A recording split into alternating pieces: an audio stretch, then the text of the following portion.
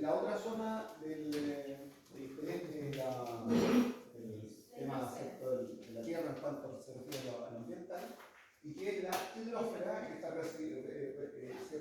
considera todas las fuentes de agua, total, fuentes de agua salada, dulce, etc. Dos cuestiones que quiero recordar para que nos quede claro. Una o tres, para decirlo de alguna manera. Una, la capacidad calorífica tanto del agua en estado líquido, al agua en estado sólido, como el agua en estado gaseoso.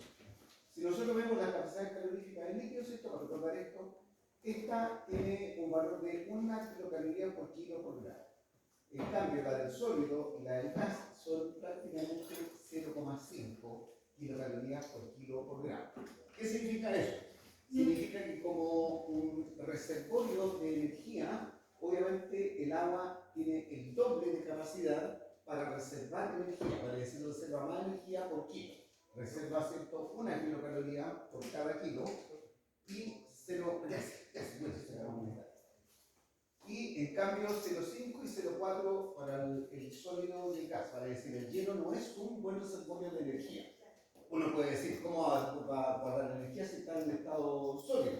Sí, guarda energía, porque incluso puede haber temperaturas más, y de hecho las hay, más abajo todavía de 0 grados Celsius. De hecho existen ese tipo de fenómenos. Y lo otro importante está relacionado con las energías necesarias y suficientes para poder, en el caso derretir, calor latente de fusión, 80 kilocalorías por cada kilo, y el calor de vaporización, vale decir, cuando paso del estado sólido, del estado líquido al estado gaseoso, 541 kilocalorías. Estos datos están tomados 100 grados Celsius, a 25 grados Celsius esto es alrededor de 560, y alrededor de 20 grados de diferencia. Pero en cuanto al volumen, lo interesante es esto.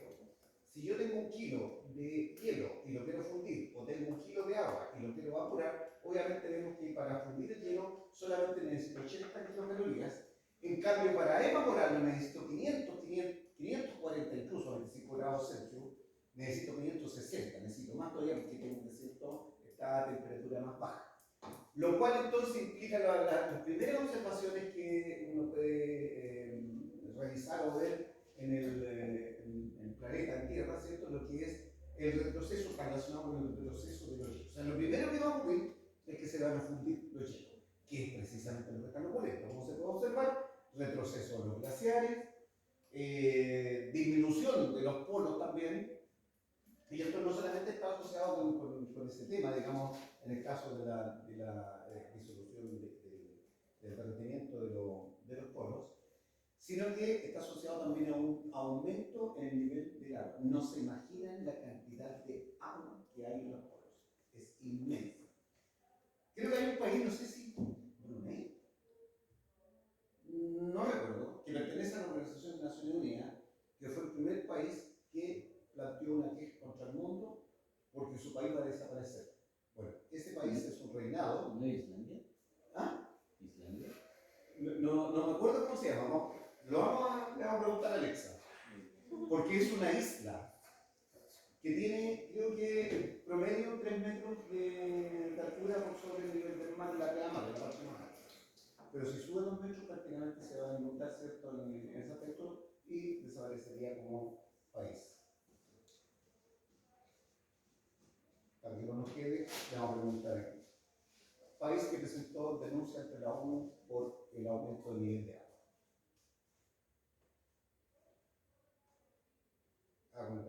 País entero, conferencia del cambio climático, nutrición,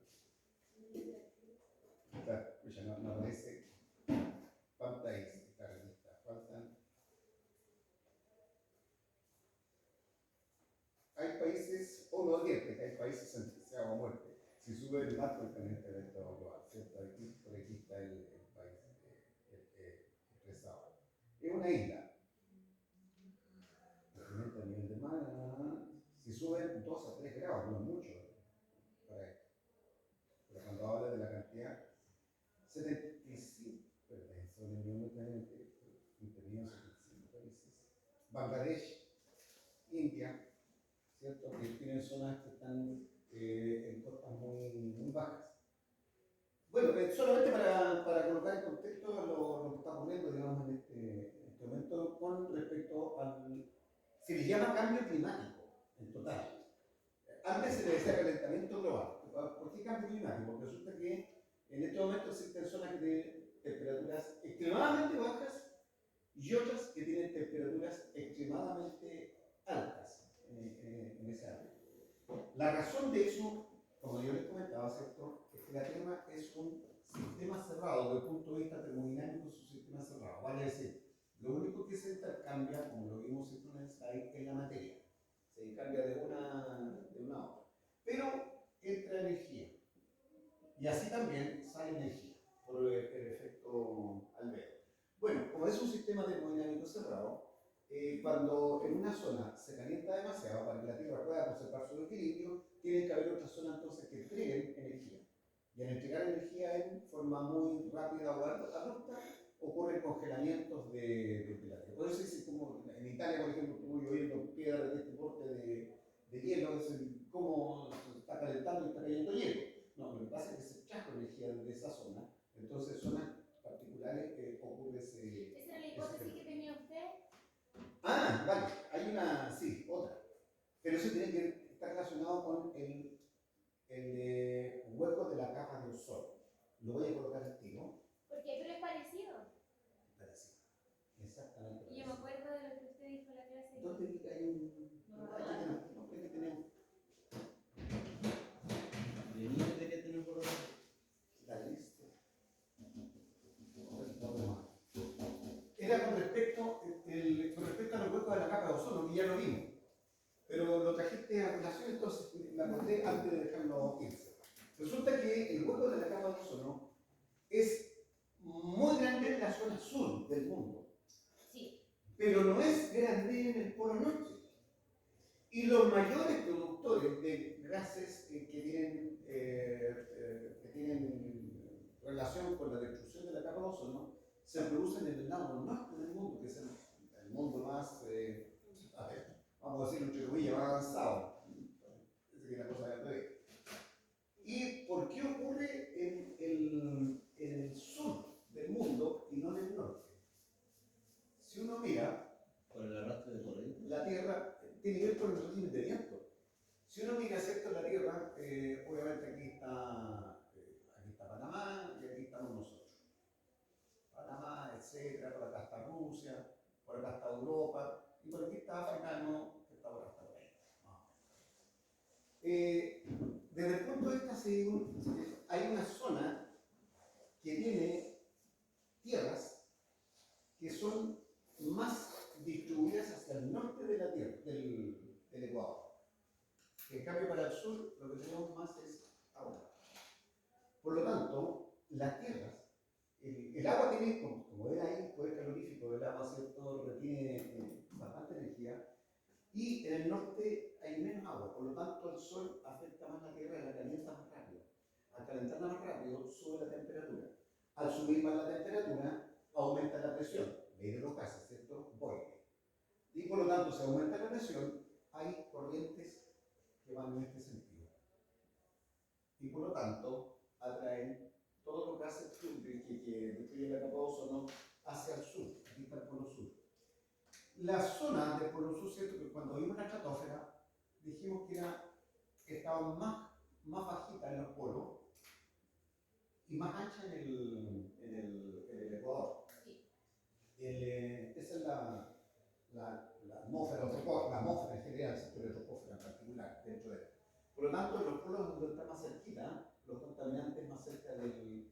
Y si llegan a secar, en los polos, en ambos polos, ocurren vórtices o corrientes de aire muy extremas. De hecho, son vórtices, producto del, cuando la Tierra gira, se le conoce a eso como el efecto de la coriólisis.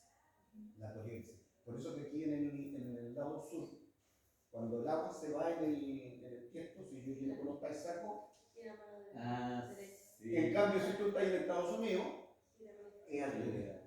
En Ecuador les gusta hacer ese truco. Claro. Aquí al medio tienen tierrado. Ecuador está justo al medio. Está al medio. Cae así, digamos, en ese. Ese efecto se conoce como coriólisis, que ocurre con el agua y ocurre con todos los un grado de viscosidad. Y aunque no lo crean, el aire también tiene viscosidad. Por lo tanto, también lo sufre ese efecto. Y por lo tanto ocurre este fenómeno. Y como es muy bajita la zona en esto, entonces el hueco de la capa de ozono es más grande en el polo sur, como yo les había comentado. Aparte,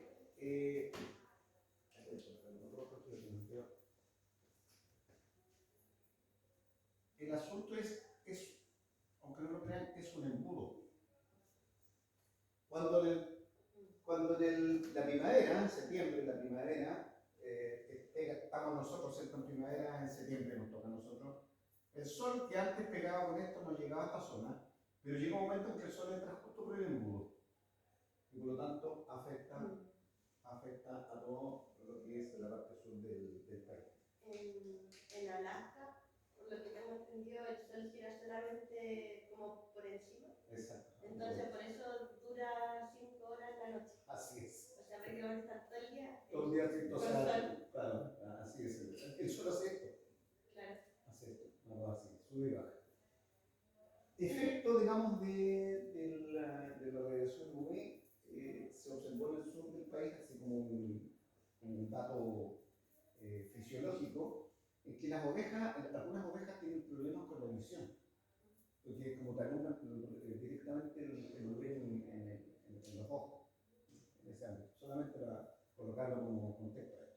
Bien, entonces, ya habíamos visto, ¿cierto? Aquí está.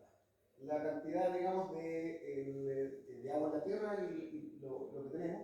El agua, ¿cierto? El principal insumo, la mayoría del proceso productivo, no solamente productivo, se usa como solvente, reactivo, medio de creación, medio de transporte, medio de transferencia de calor para enfriar o calentar, como ingredientes, ¿cierto? Bebida, fruta, comida, etcétera, etcétera. Ese es el. Otra cosa, en la tierra, o sea, en la parte, en la costa, ¿cierto?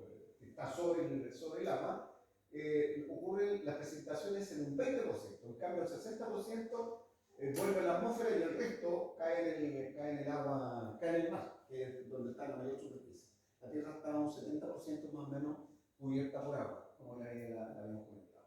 70% de su superficie está cubierta de agua.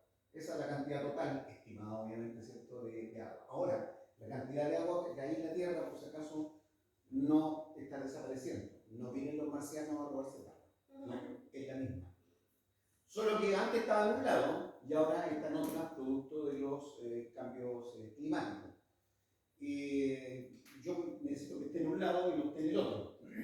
Así que cuando dice está desapareciendo el agua, no está desapareciendo el agua, es la misma. La materia no se... No, la materia no se quiere que se destruye. A menos que vengan los marcianos y nos roben el agua, que es una aburrida, hasta aquí yo por lo menos así lo sé. 97,2% del agua en la Tierra, 102,1% en los casquetes polares, por lo sur y por el norte, te da un 99,3% del total de agua. El agua salada nosotros no la tomamos, el agua de los polos tampoco. Por lo tanto, te queda solamente, ¿cierto?, un 0,5%, del cual una gran cantidad está debajo de la Tierra. La mayor parte del agua dulce está debajo de la Tierra. ¿Por qué es tan caro quitarle la sal al agua del mar para que sea... El proceso de osmosis, acuérdense que nosotros vimos, ¿cierto? ¿Te acuerdas de esta ecuación? Presión osmótica, concentración molar, por R y por T. Así calculamos nosotros la presión osmótica cuando lo vimos en química general. Bueno, el proceso, ¿qué significa presión osmótica? Significa que cuando tú tienes, ¿cierto?, una pared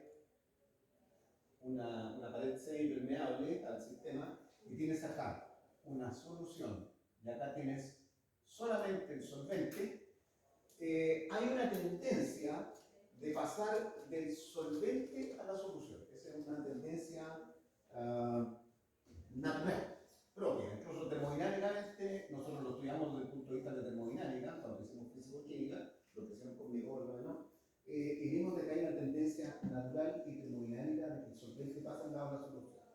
Entonces, ¿qué es lo que se hace? Para que esto no ocurra, recuérdense que para que esto no ocurra, yo tengo que aplicarle acá, presión a este lado del sistema, una presión. Y esa presión se llama presión osmótica, que son altas, son del orden de las atmósferas. Y nosotros como aquí vemos una atmósfera, estamos respirando la atmósfera. Pueden ser 10, 20 atmósferas, 5, mucha la cantidad. Por lo tanto, ¿y qué es lo que hace cuando yo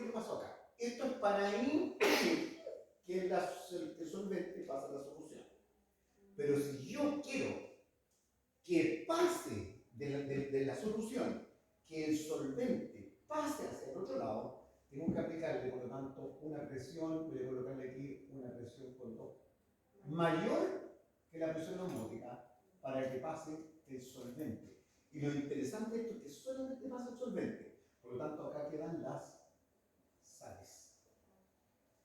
La energía que hay que aplicarle para que ese fenómeno ocurra es alta. Entonces, el proceso, la energía tiene un valor. Tiene un valor.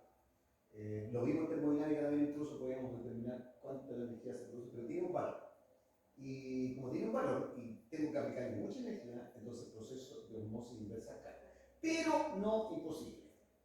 Por lo demás, yo les comentaba, ¿cierto?, de que con la investigación que se ha hecho en utilizar el sol como energía, que es gratis, entonces se han desarrollado, digamos, sistemas de captación de energía solar que llevan, y es increíble lo que se logró, casi un 25-26% de eficiencia fotónica, o se llama eficiencia cuántica, lo cual es tremendo. Eso es tremendo. De hecho, la eficiencia cuántica de la fotosíntesis es bastante bajita. Bien, nos queda entonces, ¿cierto?, este fenómeno lo pasamos acá. Bueno, las aguas naturales se clasifican como aguas de lluvia, agua de mar, continentales, superficie, subterráneas, aguas del mar. Bueno, el agua de lluvia, ¿cierto?, que debería ser la más limpia, debido a la destilación natural, porque es agua destilada natural, no es tan así. La composición media varía, depende de dónde se mida. Mira, aquí hay un análisis medio de una lluvia de otoño en San Lorenzo, Canadá. La temperatura de agua 10 grados Celsius. El pH fluctuó entre 3,9 y 6,1. 3,9 es un pH altísimo. Que se encontró en el agua cuando se hizo el análisis químico para este componente. Se encontró nitrógeno, oxígeno y argón disueltos. Eso es normal. El agua es un solvente universal porque disuelve no solamente sales, no solamente disuelve componentes que tengan OH como los alcoholes o los azúcares, sino que también disuelve gases. El agua disuelve gases.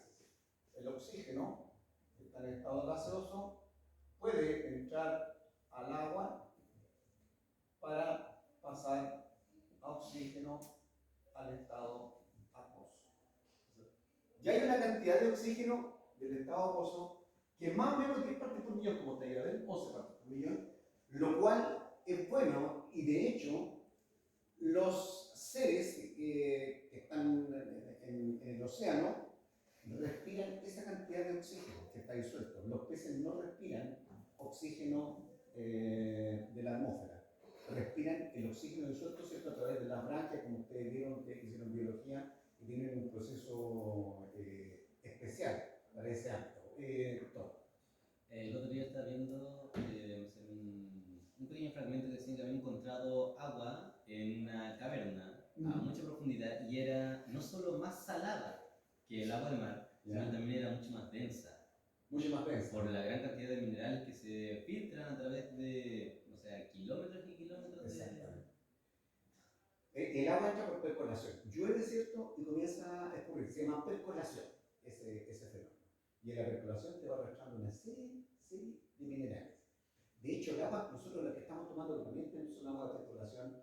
Y como Chile, como país, es un país, voy a decirlo, nuevo en el sentido, o sea, de la costa, no solamente Chile. Chile, Perú, porque nosotros estamos recién saliendo debajo del mar. Es más, estamos creciendo, en 2 millones de años más, no sé si estaré acá, no creo. Chile va a ser más grande, porque la placa de Nazca se está metiendo debajo de Chile. Entonces se está levantando. De hecho, por si acaso, la isla Argentina se levantó un metro, parece que pero está saliendo el agua. Entonces, claro, hay muchas sales. Pero aparte de eso, el agua que cae de la lluvia percola y arrastra sales hacia el mar. Hay una zona, y obviamente mientras más sales haya, mayor es la densidad. Recordemos, ustedes se recordan cuando vimos soluciones, de que la concentración era proporcional a la densidad. A ver, voy a colocar esta proporcionalidad con una. Hay una relación, no es que creas que la densidad ingresa la concentración, pero hay una relación y esa relación es cerrada. ¿Se acuerdan cuando teníamos que darle la densidad, donde tenía que calcular la concentración molar y yo le daba la densidad, el porcentaje en peso, etcétera, etcétera? Bueno, hay una relación entre la concentración y la densidad. Por lo tanto, cuando aumenta la concentración, aumenta la densidad. Hay en el norte de Chile, una laguna que está en San Pedro de Atacama, parece, no me acuerdo cómo se llama, que la gente incluso trata de hundirse y luego pasear. Tiene tantas sales, pero tantas sales, y como es tan densa, que tú flotas. Igual que una pelota anda encima, digamos, del agua. Te puedes quedar dormido y flotando. Se llama, que lo vamos a averiguar, porque no tengo en la memoria, no tengo todos los datos para guardar los nombres, digamos. Pero es un salar en Atacama, cerca de San Pedro de Atacama. La gente va mucho ahora está en una altura, en parte de la redundancia, muy alta, digamos, altura muy alta, como Domingo Dominical, como es. Entonces hace bastante frío, pero en el día hace Salar de Pedernales. ¿Cómo se llama? Salar de Pedernales. Salar de Pedernales. Claro. Y ahí está la densidad, el valor de la densidad del agua. Y el cuerpo también tiene una densidad. Entonces, aunque te trates de hundir, sale agua. Profe, ¿y uno puede tomar agua de lluvia? ¿Si la Sí. pone en un balde? Sí, puede tomar. Lo dijeron otra vez que ahora es mejor dejar correr un poco. Listo. ¿Cómo? Que Hay que dejarla correr un poco. dijo el profe que hay que dejar llover un poco para que las primeras gotas que caen arrastren consigo todos los gases de la atmósfera. Hay una serie de contaminantes que están en la. Y el agua, como es un solvente natural, de hecho, al final, cuando veamos tratamiento de agua, vamos a ver un invento que hicimos en mi laboratorio para contar eso, no chiste, para poder sacar los contaminantes del aire. Se debe justamente que el agua disuelve gases. Entonces, se lavan, en realidad, no solamente los gases, el material particulado también. Porque te caen primero, incluso si estás en primavera, te puede caer en azufre, muchos dicen que azufre, porque es azufre, polen, por si acaso te cayó azufre, decir no. Y te arrastran el material particulado. Entonces te arrastran, y no solamente eso, fíjate lo que te dije yo, es normal que esté, el nitrógeno, oxígeno y argón. Incluso la concentración, miligramos por litro, es lo mismo que decir partes por millón, por si acaso. Miligramos por litro o las famosas ppm, que son miligramos por litro. Miren la cantidad que tiene partes por millón de nitrógeno, 17,5, porque es obvio que tengo que tener 17,5 porque el nitrógeno está en un 71% casi. Después lo que tiene de oxígeno, 11 partes por millón, o miligramos por litro, que es más o menos lo habitual en condiciones de temperatura normales, para decir 10, 20 grados. El argón, que está en un 1%, 0,54. El CO2, fíjate que el CO2 está en una cantidad, cuando vimos la distribución, concentraciones del CO2 en el aire, es bajito, es muy pequeño. Por lo menos mucho menor que el argón. El argón está casi en un 1% en el aire, 0,54.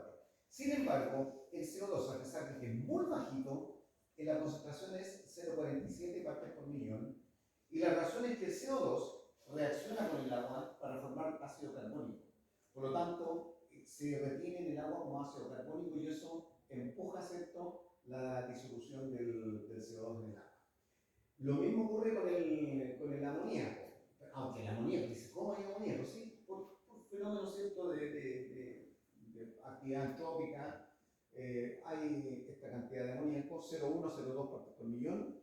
Los NOx y ácido nítrico, ¿cierto?, tiene que ver con la lluvia ácida, como les comentaba, alrededor de 0,1 a 0,2. El anhídrido sulfuroso, SO2 y ácido sulfúrico, dependiendo de dónde esté, de 2 a 100 partes por millón, eso es una tonelada, eso es mucho.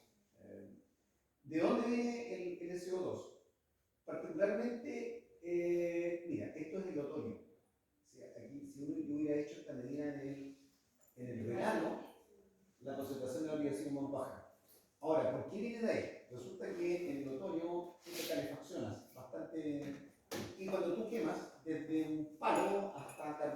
como tú dices, contienen azufre. Y el azufre, como está habiendo una combustión, se quema con el oxígeno y se transforma en CO2. El CO2, como ya lo vimos ¿cierto? En las clases anteriores, reacciona con se transforma en CO3. Y el CO3 con el agua forma el ácido sulfúrico, de 2 a 100. Polvo, una cantidad enorme, 0,5 a 50 partes por millón. Si esto hubiera sido medido en verano, obviamente la cantidad de ácido sulfúrico habría sido menor. Aquí está, estos son los rangos que se encontraron dependiendo de la zona, según la estación y el lugar. Otra cosa, cuando yo aumento la temperatura, yo disuelvo los gases que están disueltos. De hecho, cuando las aguas son muy calientes, tienen menos oxígeno disuelto. La razón es que la solubilidad de los gases, esto no es bueno para los pescados, la solubilidad de los gases disminuye con el aumento de la temperatura. Por lo tanto, si esa misión dio el agua a 30 grados Celsius, probablemente en vez de tener 11 partes por millón tenga 6 partes por millón. Por eso todo el atado de que usen los ríos para refrigerante de las minas. Una de las cosas justamente que se les mide a las empresas cuando se les mide, de hecho los parámetros, aparte del pH y otros más, y tengan que después de su uso vuelven al cauce, se les mide la temperatura como parámetro. No puede tener más de tantos grados, que si yo, ¿cierto? Y dependiendo del caudal donde se vaya a recibir ese. Vamos a hacer unos cálculos más adelante después de esta historia. Bien, eso entonces el análisis medio del agua en Sandor, en Canadá. Bueno, aquí hay otro tema que lo vimos en la clase anterior, en la cual varias actividades humanas, algunas de las que se eligió, ¿cierto? A ver,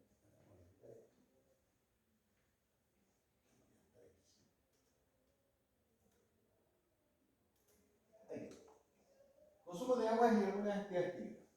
La fruta conserva, 450, azúcar, queso, etc. Coloqué aquí en rojo, pulpa, papel blanco, destinado 150, fundición de minerales. Estos son metros cúbicos. Si un metro cúbico son 1000 litros de agua, por si acaso.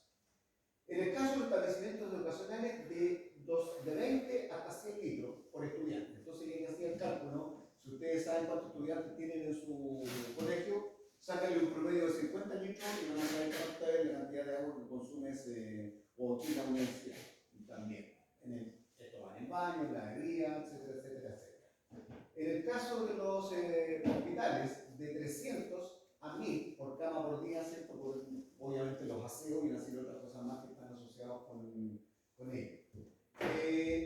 Ahora, el consumo per cápita en el mundo está asociado a la renta per cápita también. Cuando las rentas son de alrededor de $100, se consumen 775 litros por habitante por día. En cambio, cuando son superiores a $1000, se consumen 200 litros por habitante por día. Por si acaso nosotros estamos en ese nivel.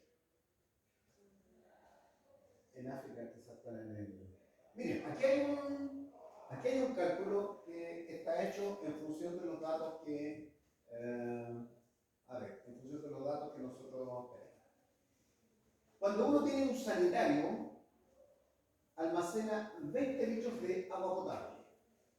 Eso tiene el baño, para decirlo en palabras chilenas. El water. Bueno, esto es una medida del año 92. En ese año, Talca tenía 162.000 habitantes. Vamos a suponer, ¿cierto? Habían, según también los estudios del censo que buscamos en ese tiempo, alrededor de 40.000 bebés. O niños que estaban bajo el nivel social usando pañales, etc. Entonces vamos a pensar que esa guagua y un niño no van al baño. No van. Por lo tanto, si vamos una vez al día al sanitario, vamos a eliminar 2.400.000 litros de agua. ¿Por qué? Eso es lo que está gastando más. Sí, muy grande, ¿no? Es grande. O sea, mejor no vayamos al baño, vamos al cerro, antes lo hacían en el cerro los viejos, pero obviamente. En un pozo negro. Tirar Claro. obviamente, aquí también viene otra situación que está asociada, que ARPA, ojo, esto en el año 92, hoy día estaba viendo ahí, incluso estaba preguntando a Alex ahí cuántos habitantes habían hoy día, y son 200 y algo mil los habitantes de Talca, el año del último censo 2017 creo que fue, en ese año. Entonces, si eliminamos 2 millones de personas, o sea, esto es un poco más. Ojo, solamente estoy tirando la cadena del baño. No estoy considerando la ducha, los lavados, la bebida, el riego. Ahora, ¿por qué? ¿Por qué me interesa? Porque resulta que estamos hasta acá, es agua que se conoce como aguas negras, y por lo tanto no se pueden desechar en cualquier parte, y esto tiene que ir entonces a tratamiento. Vamos a ver qué tipo de tratamiento se hacen. De hecho, se están haciendo. Chile es uno de los pocos países que tiene una gran cantidad de su población con el sistema de tratamiento. Pero no es barato el sistema de tratamiento, no es barato, no podés llegar y hacerlo en tu casa, digamos, porque tienes que hacer algo.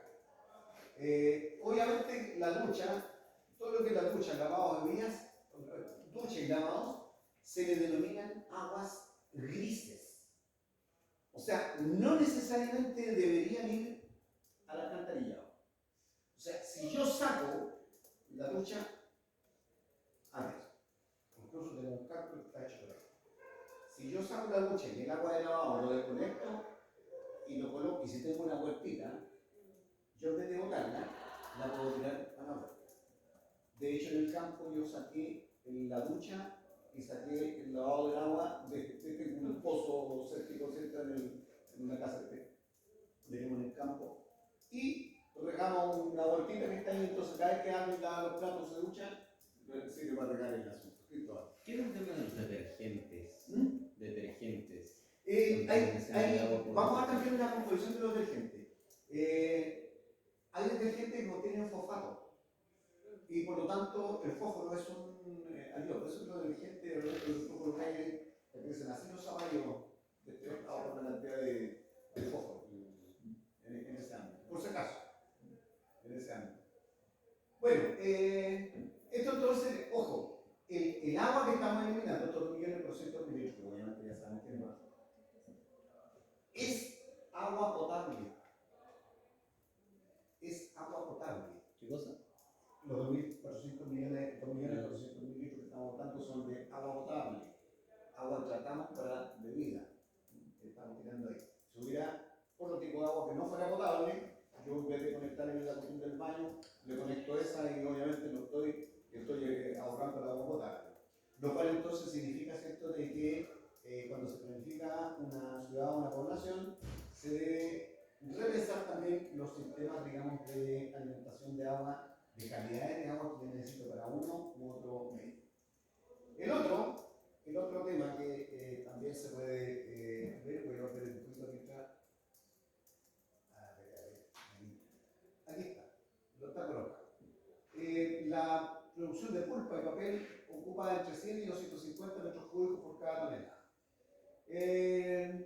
El Chile exporta alrededor de 2 millones de toneladas anuales de celulosa, lo cual te da 5.480 toneladas por día. Si en promedio se ocupan 175.000 litros secos promedio, lo que ya vimos en la tabla anterior, litros por tonelada por día, la cantidad de agua que se utiliza es de 959 millones de litros de agua dulce. ¿Ya? No sé, vamos a pensar que se pierde la atmósfera porque también hay evaporación y también el producto queda un 40%, entonces se deben eliminar 575 millones de litros de aguas residuales contaminada diariamente. Que es alto, es alto. Bueno, para nuestra tranquilidad también, no se puede eliminar esa agua, lo que se colocan son piscinas de tratamiento. De hecho, nosotros tenemos que monitorear, uno de los planes que tenemos, monitorear que las piscinas de tratamiento estén funcionando, porque vamos a ver los sistemas de tratamiento para que estén trabajando efectivamente los microorganismos, lo que están trabajando. Vamos a ver cómo trabajan estos bichos. Pero sin embargo, las cantidades son grandes, se dan cuenta, son enormes, digamos. Bueno, el agua, debido, ¿cierto?, a su momento dipolar,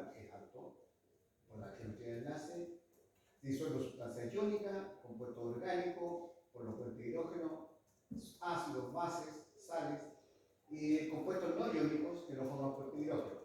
Bueno, la solubilidad es menor, o sea, el agua también puede disolver compuestos que no tienen OH, aunque su solubilidad es mucho menor, pero no es cero. Y obviamente, ya dijimos, ¿cierto? Lo anterior también es capaz de solubilizar gases. Bien, aquí está entonces solubilidad de los gases en agua. Hay una ley, esto nosotros no lo alcanzamos a estudiar cuando vimos físico-química, cuando me faltó el tiempo, que se conoce como la ley de Henry, que dice que la concentración de un gas, la ley de Henry es de la concentración de gas, disolución de gases en un líquido. En este caso el líquido es el agua. Entonces, la concentración de los gases en agua es directamente proporcional a la presión ejercida. ¿Cuál es la presión que tenemos ejercida nosotros acá en este momento? Una atmósfera. Por lo tanto, ¿cierto? Sí. Ahora, si nosotros pensamos que la composición del agua, del aire, es 71% y 21% de oxígeno, el resto casi un 1% de argón, entonces si pensamos que, de Dalton, si pensamos distribuir esa presión en la atmósfera, las presiones parciales serían entonces de 0,75 de nitrógeno, la presión parcial en la atmósfera, 0,21 atmósfera del oxígeno, y esa cantidad es suficiente, incluso esa cantidad de presión parcial, suficiente a nosotros para hacernos respirar aquí arriba, en este medio. La ecuación que rige es esta que está acá. Esta constante se conoce como la constante de Henry. Obviamente, mientras menor es la constante de Henry, mayor es la concentración del gas que está disuelto. Para el helio, las constantes de Henry están tabulados: 2,7 exponencial 3, 1,6 exponencial 3 para el hidrógeno. Para el metano, 7,25 por pi elevado a 2, 7,8 por pi elevado a 2 en el caso del oxígeno, 29, fíjate que mientras más chico es la constante de Henry, son 7800, ¿cierto? En cambio acá 29, en 7800 te disuelve el 40,3, 29 te disuelve el 1500. Otro caso que también se disuelve y que por producto de reacciones con el agua son el cloro, 6300, esto a 25 grados Celsius.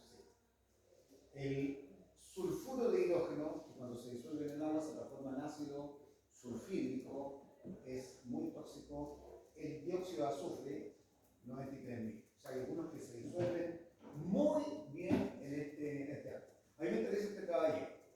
Obviamente, si la presión fuera de una atmósfera, pero la presión del oxígeno no es de una atmósfera, es de 0,21, la presión parcial. Lo vimos cuando vimos la ley de Dalton.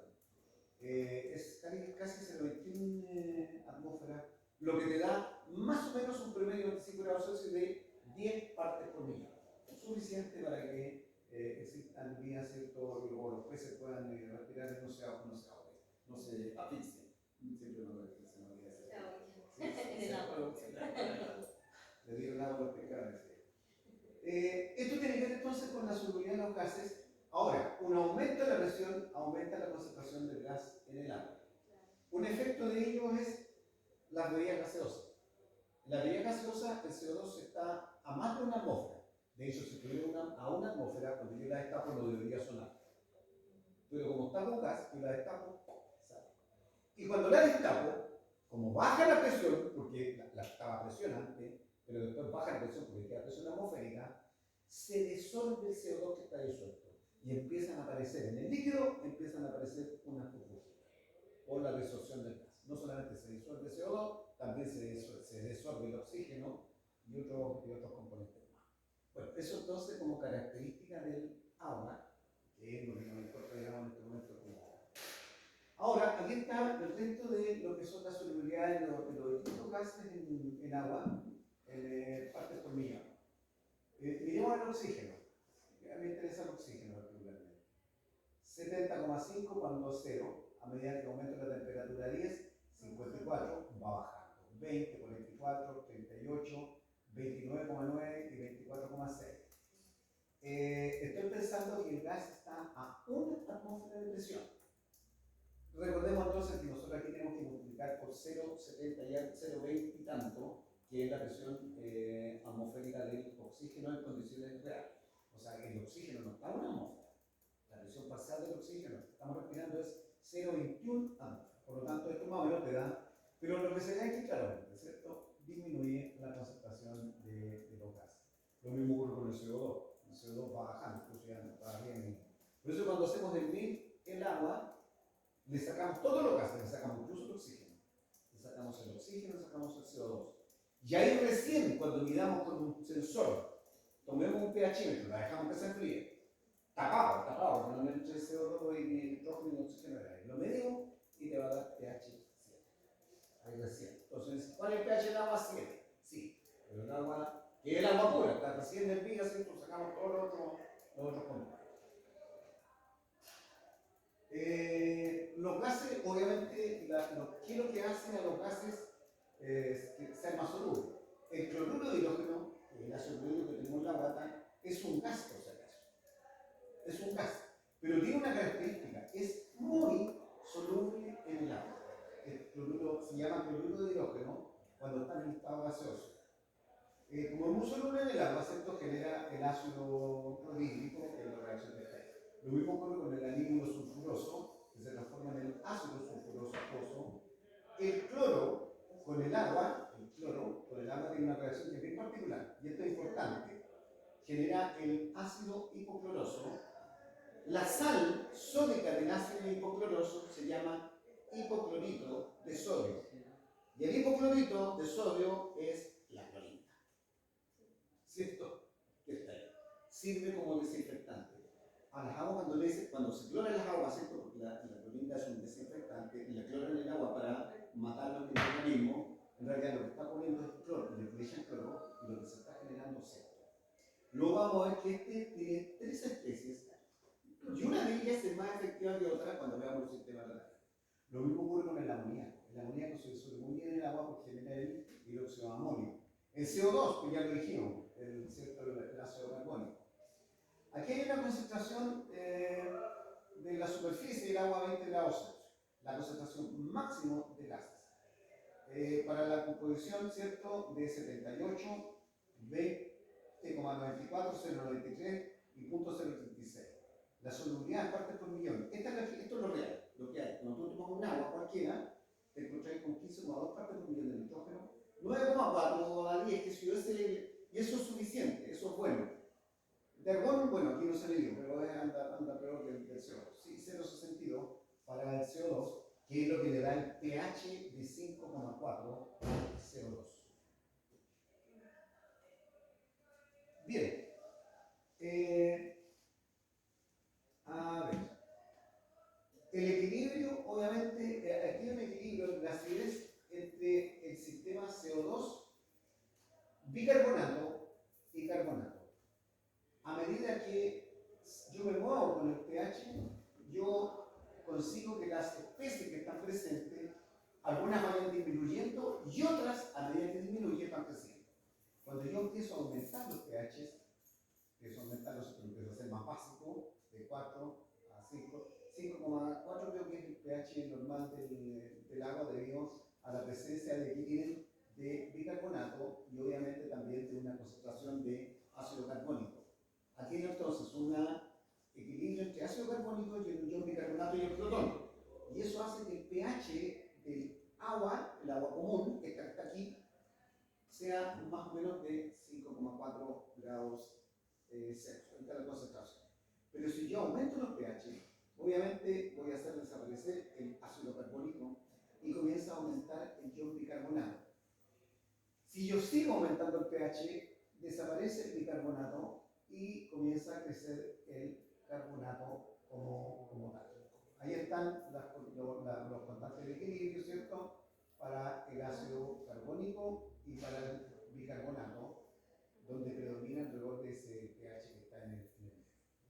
A causa de la importancia de este sistema se han adoptado como límites de pH entre 4,5 y 8,3. Se le llama acidez a la cantidad de base para elevar el pH hasta 8,3. Entonces cuando le dicen, ¿cuál es la acidez del agua? Te toman el agua y te dicen, ¿cuál es la acidez del agua? Ven qué cantidad de base lo necesito para llevarlo hasta 8,3, que sería más o menos por ahí, donde está precisamente el equilibrio entre el ion bicarbonato y el carbonato, en ese medio. A eso se denomina acidez del agua. Mientras más bajo, mejor, obviamente, ese proceso. Bueno, esto lo habíamos visto, esto es lo que ocurre esto otro es importante. Cuando uno habla de accidentes de la hidrósfera, no todo obviamente es causado por el hombre. Aquí hay uno que ocurre con cierta frecuencia en el lago Nyos en Camerún. Cada ciertos años este lago sufre, lo vamos a explicar aquí porque, una desgasificación natural.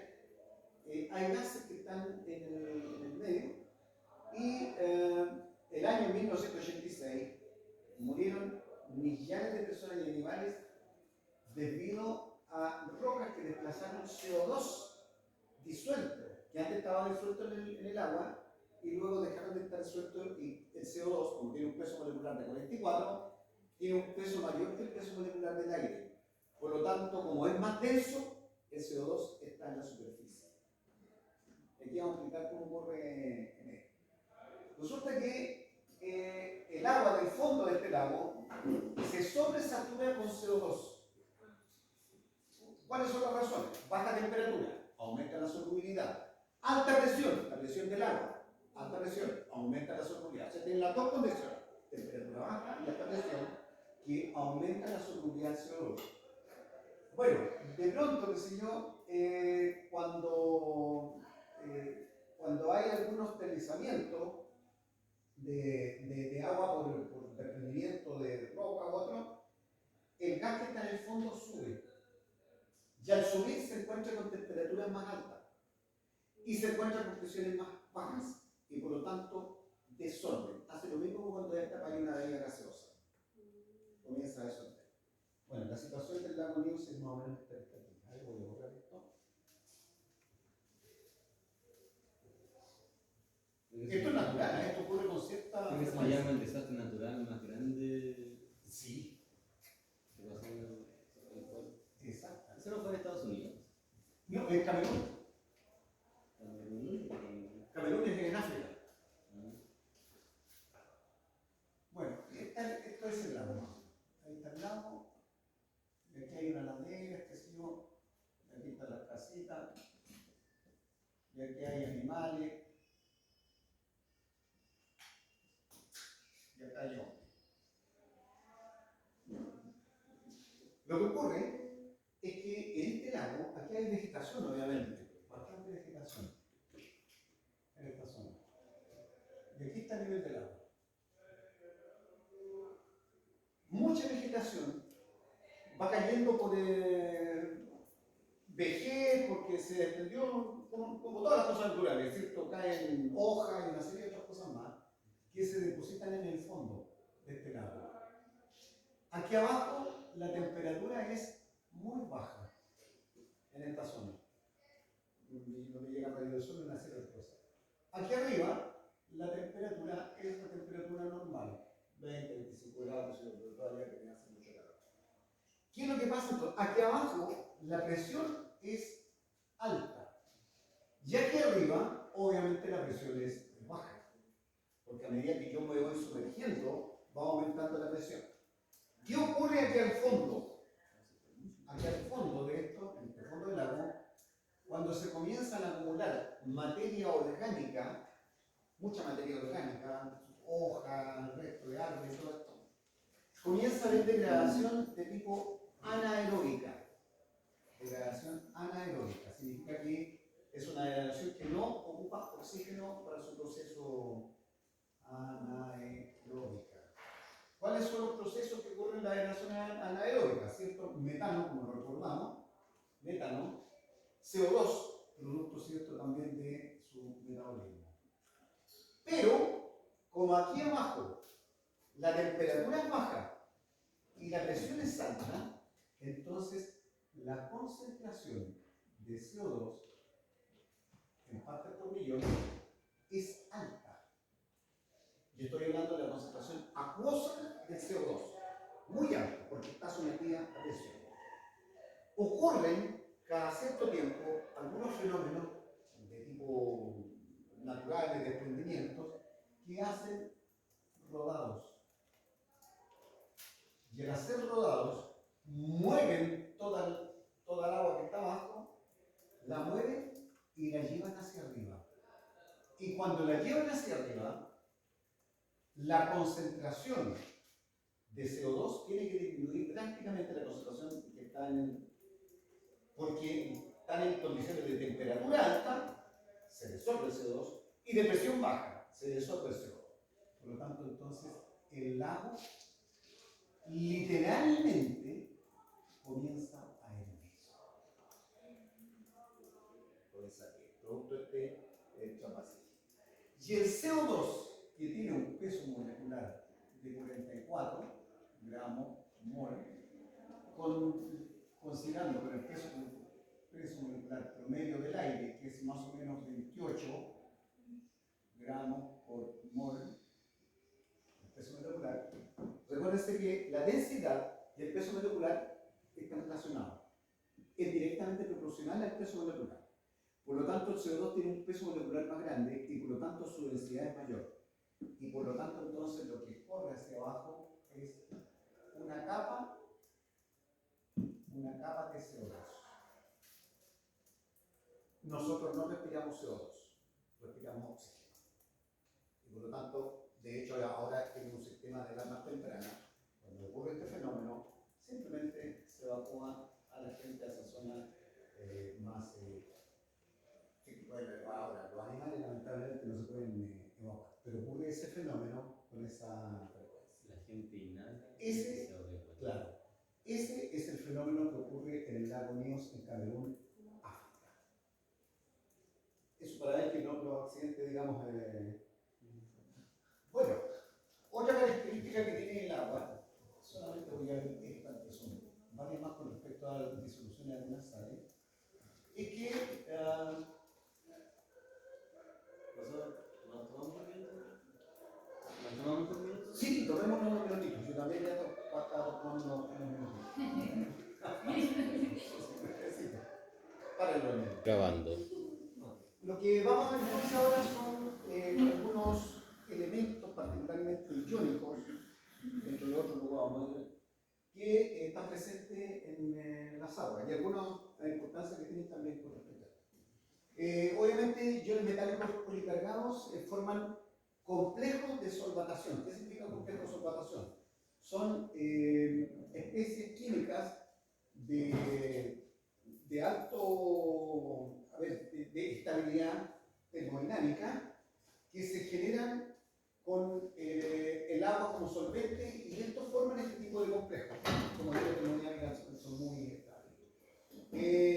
Coloca aquí particularmente el sulfato de aluminio. ¿Por qué coloco el sulfato de aluminio? Porque más adelante, cuando veamos los tipos o sistemas de tratamientos, el aluminio es una de las sales, incluso la forma de sulfato de aluminio, es una de las sales que se utilizan para coagular aguas que tienen sustancias que están en suspensión. Entonces, por ejemplo, agua con tierra, ¿cierto? Con lodo, con barro, etc. Yo necesito sacarle eso, lo que se le agrega, lo más común es agregarle sales de aluminio. ¿Por qué razón? El aluminio es un elemento que es bastante pequeño para la carga, tiene 3 cargas positivas. Cuando hay sustancias de suspensión, generalmente sustancias de suspensión tienen en su superficie carga negativa. Por lo tanto, las cargas negativas con la carga positiva del aluminio permiten que éstas se puedan aglomerar y tengan suficiente densidad como para que después puedan precipitar. No quiero, lo vamos a ver esto en particular, así que no me adelanto mucho en este tema. Bueno, las sales de aluminio incluso son bastante ácidas. Incluso una solución de cloruro de aluminio, aparte del sulfato, que también se utiliza mucho el cloruro de aluminio, en agua pura, fíjate, 0,1 molar, en agua pura tiene un pH de 2,9, es un pH bastante ácido para el cloruro de aluminio. ¿Cuáles son las razones? El cloruro de aluminio, ¿cierto?, que es una sal reacciona con 6 moles de agua para formar el hexaapoaluminio 3, que está en un medio acuoso.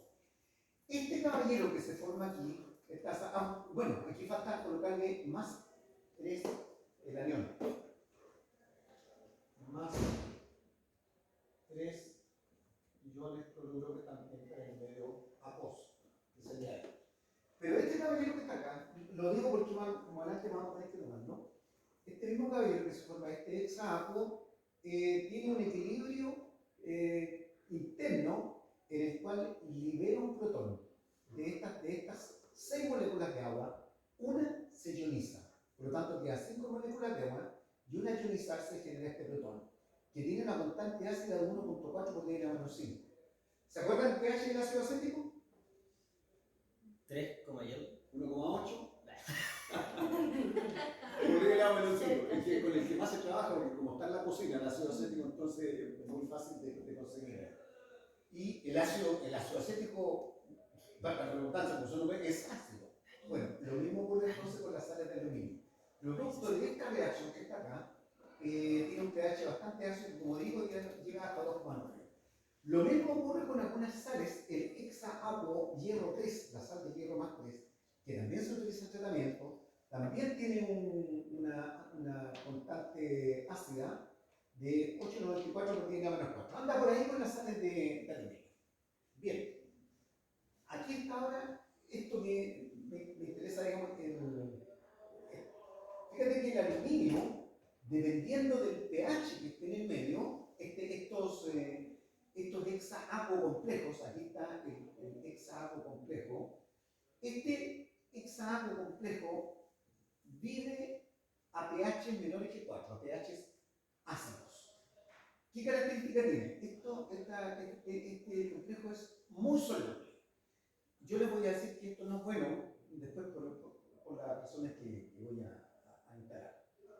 Entre pH 4 y pH 6 está el dominio de este otro caballero que está acá, entre estos dos, y esta tiene una característica que para mí es relativamente buena, no buena, poco soluble. Sin embargo, entre pH 6 y 7, este complejo, ya le voy quitando 2 aguas, ahí tengo 4, ¿cierto? Ahí tenía 4 y quité 2. Entonces se forma este triacuo, que es muy poco soluble, estas especies que están acá. ¿Qué significa eso? Cuando yo lo agregue en el agua, va a flocular los sistemas y no va a quedar aluminio dando vuelta en el agua que se solubilice. ¿Por qué es bueno esto? Porque resulta que se ha insinuado de que quizás las sales de aluminio que están disueltas en el medio podrían tener alguna relación con el disparo de la enfermedad de Alzheimer. Podría tener una relación, no está claro, pero podría tener. Entonces la idea es que no esté en forma soluble. ¿Cuáles son los que están en forma soluble? A pH mayores que 9, ¿cierto? Estos otros dos sistemas, o a pH menores que 4, que no son, por supuesto, las condiciones de acidez que tiene el agua. Por lo tanto, no podemos quedar tranquilos porque, por eso que cuando se hace el tratamiento de agua, tienen que tener un sistema que esté midiendo el pH. Y el pH tiene que estar en esas condiciones para poder retirar estos componentes que son muy poco solubles y poco solubles en los barros o en los lodos que se sacan después en los sistemas de tratamiento, como lo vamos a ver más adelante. Bien, veamos ahora en las aguas continentales qué es lo que contienen, para saber, digamos, qué es lo que hay en mayores cantidades. Aquí hay una cantidad de cationes mayores y otros menores, se llama mayores y menores, a la cantidad que están en aguas continentales, las aguas que están en el continente, no las aguas de mar. También están las aguas de mar, pero a mí me interesa las aguas del continente porque esas son las que yo voy a utilizar. Los cationes más importantes que están en el agua son el calcio y el magnesio. En esta cantidad, incluso estos dos van como siempre juntos, el calcio y el magnesio. De hecho, muchas de las aguas, cuando tienen demasiado calcio, demasiado magnesio, se le llama como aguas duras. Las aguas duras, lo que hacen en las casas, tenemos, digamos, calcio y magnesio, no representan de alguna manera un riesgo para la salud, excepto por el que ya comentar ya.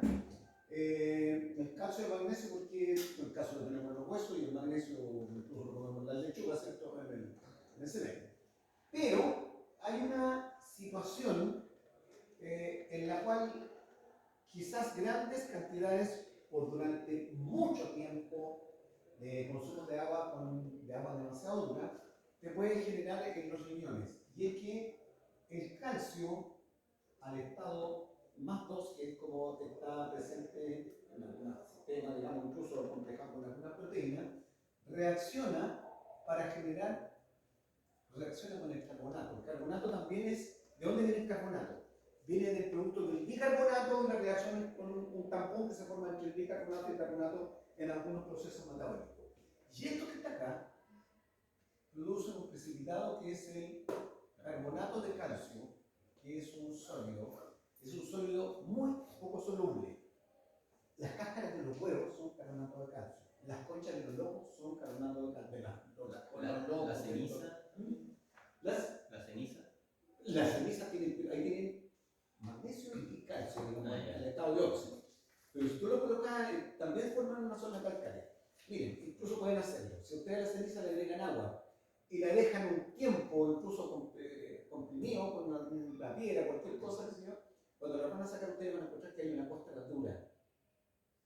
Esa costra dura es carbonato de calcio. Ahora, para otro conocimiento más, ¿conocen ustedes cemento Portland? El cemento muy simpático que tienen en la ferretería. Sí. Bueno, está hecho básicamente en estructuras de carbonato de calcio, particularmente. Creo que Por eso es tan duro. las estructuras romanas tenían gran parte de... El puente de Calicanto, por el calcio que tenía el cuerpo, y se formaba carbonato de calcio. Y puede ser el puente de Calicanto, por lo cual. El cemento Portland está ahí. De hecho, por eso que las empresas de cemento se instalan cerca donde hayan zonas calcáreas, de las cuales hay muchas. El país tiene muchas, como esto está sumergido debajo del agua. La Calera, la ciudad de Calera, se llama La Calera porque ahí está una mina de carbonato de calcio. Una mina de eso. Ahí está incluso una fábrica de cemento menor, si mal no recuerdo. Bueno, con el magnesio también pasa lo mismo. El magnesio y el magnesio con el carbonato también forma un carbonato de magnesio que es bastante insoluble. Bueno, ¿de dónde viene el calcio y el magnesio? ¿Por qué están en el agua? Hay disolución de rocas calcáreas, rocas de tipo que tienen carbonato. Ahora, algo se disuelve, particularmente si estas aguas tienen alguna acidez. Las dolomitas también es un mineral que es un carbonato doble de calcio y magnesio. Bueno, obviamente el yeso, que es sulfato de calcio, el yeso con el que nosotros conocemos, ya hay en las zonas de la costa, no solamente de la costa, hacia los cerros, hay bastante presencia de yeso. La disolución es amplificada obviamente por la presencia de CO2. ¿Por qué el CO2 disuelve al carbonato de calcio? Porque el CO2, como se reacciona con el agua, forma el H2CO3. Y este, a su vez, genera protones y ion bicarbonato. Y los protones atacan al carbonato de calcio. Por eso es que en las plantas de tratamiento donde hay piscinas de cemento, hay que cuidar el pH para que no haya tanto CO2 disuelto o ácido carbónico, para que no se genere tanto ácido. Cuando le colocas esto en fino a una pared, el cemento fino que le colocan al final, los maestros siempre dicen que tenemos que matar el cemento. ¿Y saben lo que le agregan? Lo compran en la ferretería también. Ácido muriático. Y pintan la pared. Por esa razón, para que no se destruya el ácido de la manera. Bueno, todas estas cosas están relacionadas con este tema. Visto esto entonces, y dado los equilibrios que están aquí, los equilibrios entre estos generan lo que se conoce como la pureza del agua. Aquí interviene todo el equilibrio que ya hemos visto. Fíjate que aquí fijar carbonato de calcio en presencia de protones. En presencia de protones vuelve a liberar el calcio y regenera el ion bicarbonato. ¿Qué otros iones están disueltos también en agua? Aunque en menor, en aguas continentales, estamos hablando de aguas continentales, no en aguas de mar. En aguas de mar ¿Potasio? predomina, claro, el sodio y el potasio. En aguas continentales, las nuestras, están también iones de sodio, están en menor cantidad, y algunas también sales de potasio. Hay uno de los isótopos de potasio, que es el potasio 40, que es radioactivo, y está presente con alguna presencia, y esto es lo que hace que en algunas aguas presenten algún grado de radioactividad. Ojo, esta radioactividad no es dañina para nuestro organismo, porque es un elemento de baja energía. Ahora, entre los otros cationes menores, y que particularmente en las aguas nuestras se encuentran también, y van tomaditos de la mano los dos, el hierro y el manganeso. El hierro y el manganeso contribuyen con el color. Cuando las aguas son de color tipo rosado, son de color, se deben al color de los hierros, porque las sales de hierro son de tipo, los óxidos, son de tipo rosado, son rojos. Los ladrillos con los que se construyen las casas tienen ese color rojo debido al óxido de hierro, que le da la dureza. Ahora, el hierro está relacionado con alguna actividad biológica específica, de ahí viene la presencia de cuando se encuentra, de hecho, cuando hacemos análisis de agua en el laboratorio de química y encontramos hierro, inmediatamente decimos, ve cuánto manganeso hay. Porque donde hay hierro, hay manganeso. O donde hay manganeso, hay hierro. Lo mismo que con el calcio. Donde hay calcio hay magnesio, y donde hay magnesio hay calcio. Eso también serían ciertos de los iones mayores y menores que están presentes en el agua. Ahora, en función entonces de su presencia en aguas continentales, aquí hay varios tipos de agua: agua de lluvia, agua de río, de las cataratas del Niágara, el agua subterránea de California y el agua de mar. Vamos a comparar entonces algunos de ellos. En la lluvia, la cantidad de partes por millón, o miligramos por litro, de calcio es 0.09, es bajito. 1,5 en el río, 36 en el Niágara, 34 en las aguas subterráneas de California. En el agua de mar 400, obviamente, nosotros no agua de mar. Lo mismo que el magnesio, ahí están las cantidades relativas de ello. Obviamente vamos a tomar algunos, ¿cierto? No vamos a mirarlos todos. El sodio, el agua de lluvia, casi 2 partes por millón, en las del río 6,3, dependiendo, 6,5 en el río Niágara. Subterráneas de California, 67 de sodio. En el agua de mar, 10.500, esto es 10 kilos y tanto, que si yo, bueno, no es tanto, digamos, tan partes por millón, pero es bastante lo que están ahí en el agua, para que comparen entonces.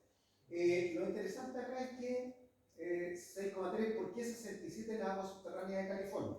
Bueno, las aguas subterráneas de California, California es un estado que está en el sur de Estados Unidos y tiene mucha actividad agrícola. Y para potenciar la actividad agrícola, lo que se hace es agregarles nitrato para aumentar la cantidad de nitrógeno presente en el agua. Pero la cantidad de nitrato contiene también cantidad de sodio. Y cuando se riega o cuando llueve, el sodio percora hacia las aguas profundas y hace entonces que se eleve la cantidad de sodio, que estoy mirando, desde 6,5, ¿cierto?, hasta 67. De ahí que las aguas tienen un aspecto salobre. Lo mismo ocurre con algunos aniones, 0,12, qué sé yo, etc. Aquí están algunos datos o características en general. Las aguas de lluvia prácticamente no son duras. Vamos a ver a qué le llamamos después dureza del agua. Pero las aguas de río, en cuanto a la dureza total, 56 las aguas de río, 123 las aguas de las subterráneas, 346 de dureza. Esto es un agua muy dura. Esta agua para consumirlas hay que hacerles un tratamiento, hay que quitarles la sal. Lo mismo con los pH, 5,7, 7,4, qué sé yo, dependiendo, ¿cierto?, de la... Ahora, las especies iónicas secundarias en aguas naturales, están todos estos elementos, ¿cuántos los cationes? Aluminio, amonio, arsénico 1, bario, borato, cobre más 2, hierro 3 y manganeso más 2. Cuando las aguas tienen mucho manganeso, cuando tienen mucho hierro, por lo general es manganeso, y uno llena una piscina, y eso ocurre aquí con frecuencia, de hecho pasó, un tipo probó el agua de su piscina, hizo andar el sistema de cloración, y la piscina se le puso negra. Bueno, la razón es la siguiente. Entre los iones que están presentes manganeso al estado más 2. Cuando uno le echa un oxidante, por ejemplo el cloro, que es un oxidante, hay una reacción con el oxígeno en la cual este reacciona con el oxígeno para dar NnO2, que es un sólido de color negro. Y por lo tanto las piscinas se le colocan negras cuando tienen mucho manganeso. Llegan con la muestra, le echamos un poco de cloro, se oxida, se pone negro, toda agua tiene manganeso. Bueno, para esto obviamente hay tratamiento, sistemas de filtro. Porque como es un sólido, entonces yo lo retiro, lo paso por el filtro, el manganeso queda ahí y vuelvo a tener entonces el agua central en las condiciones suficientes. Entre los aniones, los más comunes que están presentes son el sulfato de hidrógeno, ¿cierto? Que viene del ácido sulfúrico, el sulfito de hidrógeno, iones sulfito, carbonato, flúor, algunos hidroxilo, OH, dependiendo del tipo de agua, fosfato dihidrógeno, fosfato monohidrógeno, fosfato y sulfuros. Estos son especies iónicas secundarias, no están en las cantidades que están los primarios, que son estos que están acá, que están en cantidades mayores. Bueno, ahí está. Las durezas de las aguas continentales están relacionadas con el contenido de calcio y magnesio. ¿Por qué se le llama dureza? ¿De dónde viene el nombre dureza del agua? Está relacionado con que cuando el agua es muy dura, y le voy a decir de una manera coloquial, el jabón se corta. ¿El jabón? Se corta. Yeah. ¿Quién ha ido a Santiago y se ha duchado, digamos, ¿cierto? Y tenéis que echarte una tonelada de champú porque se corta el agua? O sea, no es que se corta el jabón. Bueno, las razones son estas. El término está relacionado con el uso doméstico del jabón y su pérdida de espuma, más la sensación de piel dura después, ¿cierto?, del enjuague. Fíjate, esto es un jabón. Un jabón, ¿vieron, cierto?, en química orgánica, la saponificación, en la cual se hace con KOH o NaOH, en la cual tiene una cabeza iónica que es la unión CO2-potasio. Bueno, el calcio más 2 reacciona con dos de este tipo de moléculas. Aquí hay una molécula común de jabón y genera esta especie, calcio, ¿cierto?, con esto, que es insoluble. Y por lo tanto el jabón ya no es más jabón. Se te queda pegado, digamos, en el pelo. O en la piel, digamos, incluso. Por eso es que cuando hay aguas calcáreas, una de las pruebas es la prueba del jabón, digamos, esto para probar la dureza. En realidad, vamos a ver que hay otra forma como se ve.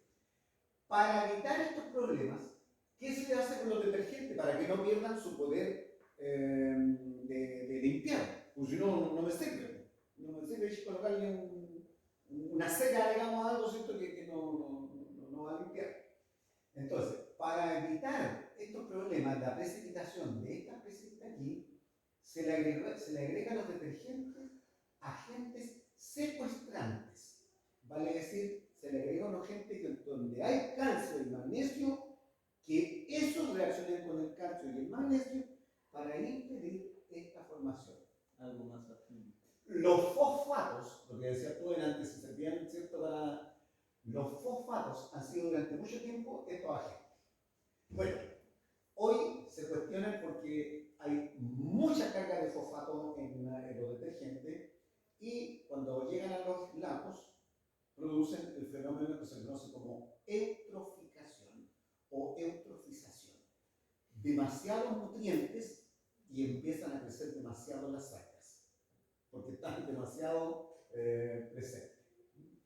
Entonces, por eso que han sido cuestionados, digamos, los fosfatos como agentes secuestrantes. ¿Por qué el fosfato secuestra el calcio y el magnesio?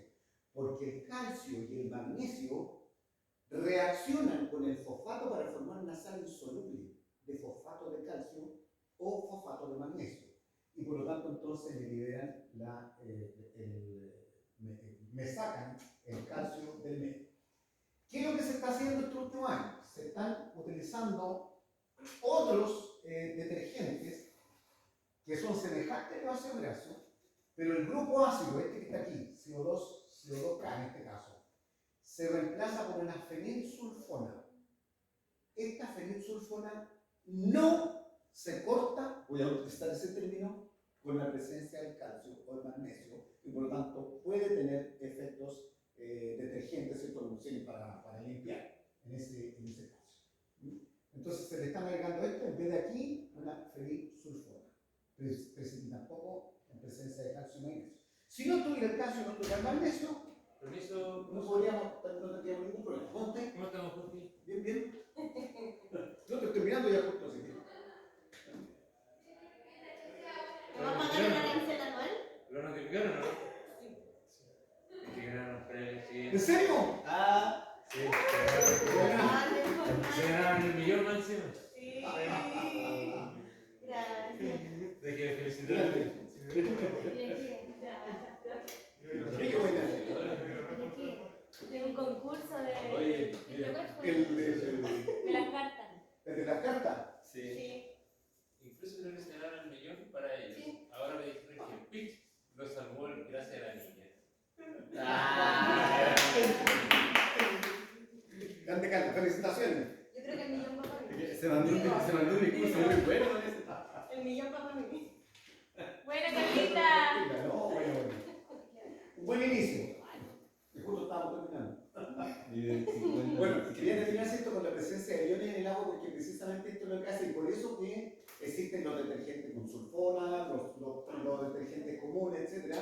¿Y qué es lo que hace el calcio? Ahora, si yo retiro el calcio y el magnesio, que lo puedo hacer, vamos a ver después cuando veamos sistemas de tratamiento, que donde haya manduras, yo las puedo tratar. Obviamente, son sistemas que no son baratos. Entonces, si yo quiero tener agua desmineralizada, ese es el nombre que recibe, agua desmineralizada, entonces le saco los iones y por lo tanto entonces puedo trabajar, digamos, sin tener este fenómeno, ¿cierto?, de dureza del agua. Ahora, la dureza, ya, esto lo vamos a ver en la clase que viene, ¿cómo se puede medir la dureza? Pero ya sabemos qué es lo que es dureza y de dónde proviene el nombre dureza, que es algo que a las aguas, cuando se hace un análisis de agua, aparte de medir todos los iones que están presentes, también se mide la dureza. En la clase que viene, entonces, después de esto vamos a ver este concepto. Bien, chiquillos, lo dejamos un día por acá.